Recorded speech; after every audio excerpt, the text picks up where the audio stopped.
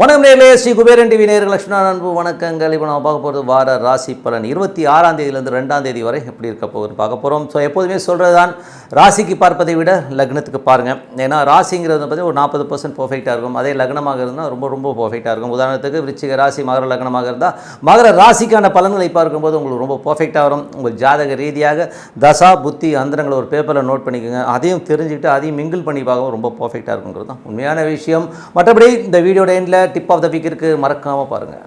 மீனராசி. ஸோ மீனராசிக்கு குரு 2ல் இருக்கும்போது நல்ல லாபங்களை கொடுக்கும். தொழில் ரீதியான விஷயங்கள் நல்ல பெருத்த லாபங்களை எதிர்பார்க்குற விஷயங்களாக நடக்கும். ஸோ அதுவும் பார்த்திங்கன்னா இது யாருக்கு மேஜராக நடக்கும்போது மீன லக்னமாக இருந்து குரு திசை புத்தி அந்தரம் நடக்கிறவங்களுக்கு ஒரு சிறப்பான லாபங்களை அள்ளித் தருவதற்கான வாய்ப்புலாம் ரொம்ப நல்லாவே இருக்குது. 3 8ஆம் அதிபதியான சுக்கிரன். ஸோ 3 8ஆம் அதிபதியான சுக்கிரன் 6ல் இருக்கும்போது வேலை சம்பந்தமான விஷயங்கள் நிறைய டென்ஷன் ஸ்ட்ரெஸ் நிறைய இருந்திருக்கும்.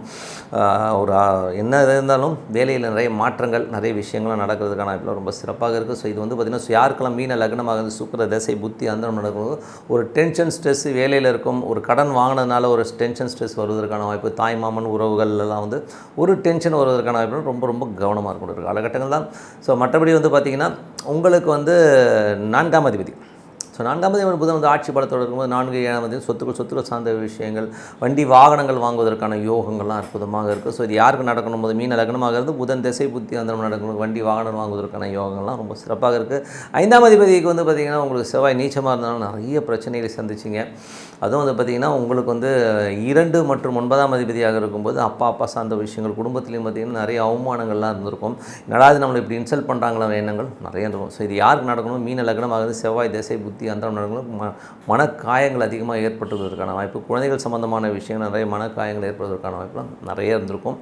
இதில் மேஜராக பார்த்திங்கன்னா அந்த செவ்வாய் 2 மற்றும் 9ஆம் அதிபதி வீடு சொத்துக்கள் சார்ந்த விஷயங்கள் குடும்பம் சம்பந்தமான விஷயங்கள் மனக்காயங்கள் நிறைய இருக்கும். என்ன இப்படி பண்ணுறாங்களேங்கிற ஒரு வருத்தங்கள் நிறைய இருந்திருக்கும்ங்கிறது தான் உண்மையான விஷயம். மற்றபடி பார்த்திங்கன்னா குழந்தைகளுடைய நடவடிக்கைகள் சமயத்தில் கொஞ்சம் நமக்கு கொஞ்சம் டென்ஷன் உருவாக்கியிருக்கும். ஸோ அதெல்லாமே மாறிடுது. இன்னும் 2-3 நாட்கள் எல்லாமே மாறி எல்லாமே சிறப்பான விஷயங்கள்லாம் நடப்பதற்கான வாய்ப்பு இருக்குது. அதே நேரத்தில் 3 8ஆம் அதிபதி 5ல் இருக்கும்போது குழந்தையோட நடவடிக்கைகளில் நமக்கு ரொம்ப ஸ்ட்ரெஸ் இருக்கும். ஏன்னா அந்த 5ஆம் இடத்துல சுக்கிரன் இருக்கிற வரை கண்டிப்பாக ஒரு டென்ஷன் இருக்கும். இது யாருக்கு நடக்கணுமோ மீன லக்னமாக இருந்து சுக்கிர திசை புத்தி அந்தரம் நடக்கிறவங்க ரொம்ப ரொம்ப கேர்ஃபுல்லாக இருக்கணும். குழந்தைகளை கொஞ்சம் கண்காணிப்பது ரொம்ப ரொம்ப நல்லது. 6ஆம் அதிபதி உங்களுக்கு 4ல் வராருங்க. ஸோ முதல்ல 3ல் இருக்கும்போது கொஞ்சம் ஒரு டென்ஷன் ஸ்ட்ரெஸ் எல்லாம் இருந்தது. இப்போது 4ல் இருக்கும்போது என்ன மாதிரி விஷயங்கள் இருக்கும்போது நல்ல லாபத்துடைய ஒரு பெரிய வேலை கிடைப்பதற்கான ரொம்ப நல்லாயிருக்கு. அது மட்டும் இல்லாமல் 6ஆம் அதிபதி 6க்கு 11ல் சூரியன் இருக்கும்போது இந்த ஒரு மாதத்தில் நல்ல லாபகரமாக நல்ல வெற்றிகரமாக ஒரு நல்ல வேலை கிடைக்கிறது, நல்ல லாபங்கள் கிடைக்கிறது, கடன் கேட்ட இடத்துல கிடைக்கிறது, இதெல்லாமே ரொம்ப சிறப்பாக இருக்கும். 7ஆம் அதிபதியான புதன் உங்களுக்கு 4ல் இருக்கிறது பார்த்திங்கன்னா நல்ல வெளியூர் தொடர்பு, நல்ல ஒரு புத்தியை வைத்து ஒரு பெரிய லாபங்கள் சந்திப்பதற்கான வாய்ப்புகள், நல்ல வெற்றிகள் கிடைப்பதற்கான வாய்ப்புகள் ரொம்ப சிறப்பாக இருக்கும். புதிய பார்ட்னர்ஷிப் சம்பந்தமான விஷயங்கள் கணவன் மனைவி உறவுலாமே ரொம்ப சிறப்பாக இருப்பதற்கான வாய்ப்பு நல்லாயிருக்கு. இல்லை என்னென்னா ஒரு வாரம் பார்த்திங்கன்னா புதன் அஸ்தங்கத்தில் இருக்கும். ஸோ கொஞ்சம் டிலேடாக நடக்கும் விஷயங்கள் எல்லாமே கொஞ்சம் டிலேடாக நடக்கும். பட் ஆனால் நடந்துடும். ஓகேங்களா. 8ஆம் அதிபதியான சுக்கிரன் உங்களுக்கு பார்த்திங்கன்னா 5ல் இருக்கும்போது கொஞ்சம் குழந்தைகள் விஷயங்கள் ரொம்ப கவனமாக இருக்கணும். பூர்வீகம் சம்பந்தமான விஷயங்கள் பூர்வீக சொத்துக்கள் சம்பந்தமான விஷயங்கள் ரொம்ப கவனமாக இருக்கிற ஒரு காலகட்டங்கள் தான். 9ஆம் அதிபதியான செவ்வாய் நீச்சமாக இருந்தவர் பார்த்திங்கன்னா இப்போ மாறி இப்போ உங்களுக்கு 5ஆம் இடத்துக்கு போகிறது ரொம்ப 6க்கு போகும்போது ரொம்ப நல்ல விஷயங்கள்லாம் நடக்கும். ஸோ கொஞ்சம் வேலையில் நிறைய மாற்றங்கள், வேலையில் வெளி மாநிலங்கள் வெளிநாடு சென்று வேலை பார்ப்பதற்கான யோகங்கள்லாம் நிறைய பேருக்கு இருக்குது. 10ஆம் அதிபதியான குரு 2ல் இருக்கும்போது நல்ல ஏற்றங்கள் நல்ல லாபங்கள்லாம் கிடைக்கும். ஸோ நல்ல வளர்ச்சி கிடைப்பதற்கான சிறப்பாக இருக்குது. ஸோ நல்ல விஷயங்கள் நல்ல மாற்றம்னா 11ஆம் அதிபதியான சனி 12ல் இருக்கும்போது எவ்வளோ லாபங்கள் இருந்தாலும் அதுக்கான செலவுகள் இன்வெஸ்ட்மெண்ட் பண்ணிக்கிட்டே இருப்பீங்க. இது யாருக்கு நடக்கணும் மீன லக்னமாக இருந்து சனி திசை புத்தி அந்த நிறைய சம்பாதிப்பீங்க. அதுக்கு தகுந்த மாதிரி இன்வெஸ்ட்மெண்ட்டும் போயிட்டே இருக்குங்கிறது தான் உண்மையான விஷயம். ஸோ நல்ல விஷயம் நடக்கணும்னா நமக்கு பிரார்த்தனை ரொம்ப அவசியங்க. ஸோ அமைதியாக ஒரு இடத்துல உட்காந்து இறைவனை நோக்கி ஒரு பிரார்த்தனை பண்ணுங்கள். அந்த ஈஸ்வரனை பிரார்த்தனை பண்ணும்போது அந்த ஈஸ்வரன் உள்ளுக்குள்ளே வரணும். ஓன் மச்சாய் அந்த இறைவன் உள்ளுக்குள்ளே வரும்போது அற்புதமான விஷயங்கள் நல்ல விஷயங்கள் நடக்கும். ஸோ டிப் ஆஃப் த வீக்கில் இன்றைக்கி ஜோதிடம் இல்லை ஒரு எல்லோருக்குமே உபயோகமான ஒரு விஷயத்தை பற்றி தான் நம்ம டிஸ்கஸ் பண்ண போகிறோம். ஸோ இதில் பார்த்திங்கன்னா எல்லோருக்குமே அழுக்குகள் மனக்காயங்கள் மன கஷ்டங்கள் மனசில் ஏதோ ஒரு விஷயத்தில் நம்ம பைத்தியக்காரனாக தான் இருப்போங்க. ஸோ உதாரணம் சொல்ல போனால் நான் கூட ஒரு விஷயத்தில் பைத்தியம். இப்போ எனக்குலாம் கோவம் வந்துச்சுன்னா கண்டாமனா காய்ச்சி பிடிச்சி கத்த ஆரம்பிச்சிருவேன். ஸோ லூஸ் மை டெம்பருங்கிறது தான் என்னோடய பெரிய மைனஸ் பாயிண்ட். ஸோ நமது மைனஸ் பாயிண்ட் என்னங்கிறத நம்ம தெரிஞ்சுக்கிட்டு அதுக்கு தகுந்த ப்ளே பண்ணுறது தான் நம்ம லைஃபோடைய ஒரு பெரிய ப்ளஸ்ஸாக இருக்கணுன்றது தான் என்னுடைய விஷயங்கள். ஸோ இதை நம்ம எப்படி பண்ணுறது அப்படிங்கிறத பார்ப்போம். பார்ப்போம். ஸோ மேஜராக வந்து நமக்கு வந்து அந்த கோபங்கள், தாபங்கள், நம்மளுடைய அசிங்கங்கள். இப்போது என்னோட குருநாதர் திரு ஜி.கே. அவர்கள் அடிக்கடி சொல்வார், என்ஜான் உடம்பில் ஒரு ஜான் மலம்.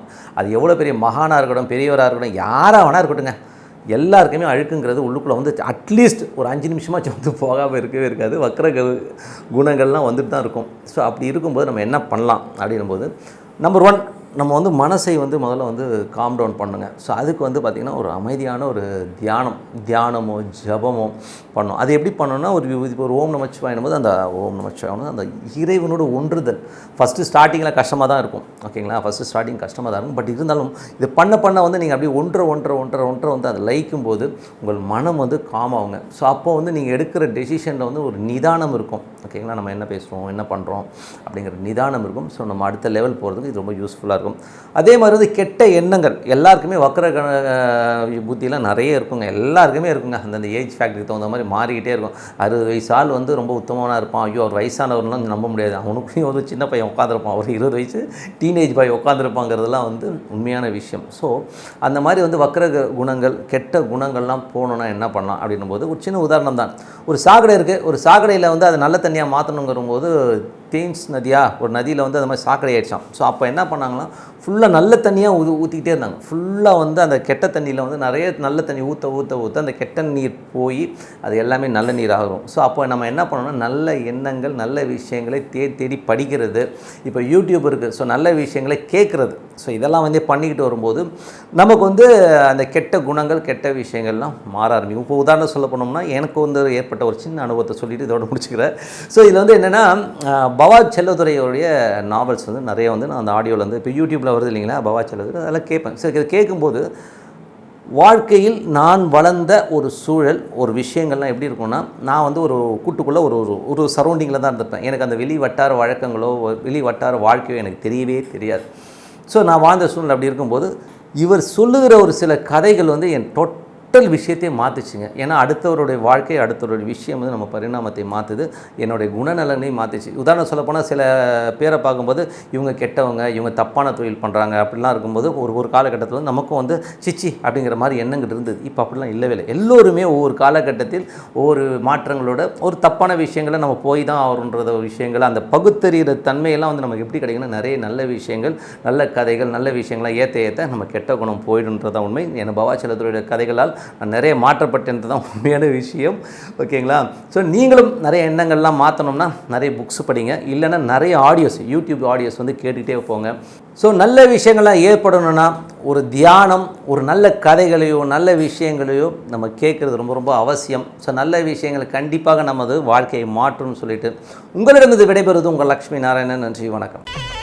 ஸ்ரீ குபேரன் டிவியை பார்த்தமைக்கு நன்றிகள். மேலும் இது போன்ற தகவல்களை தெரிந்து கொள்ள ஸ்ரீ குபேரன் டிவியை சப்ஸ்கிரைப் செய்யுங்கள். மறக்காமல் பெல் ஐக்கானை கிளிக் செய்யுங்கள்.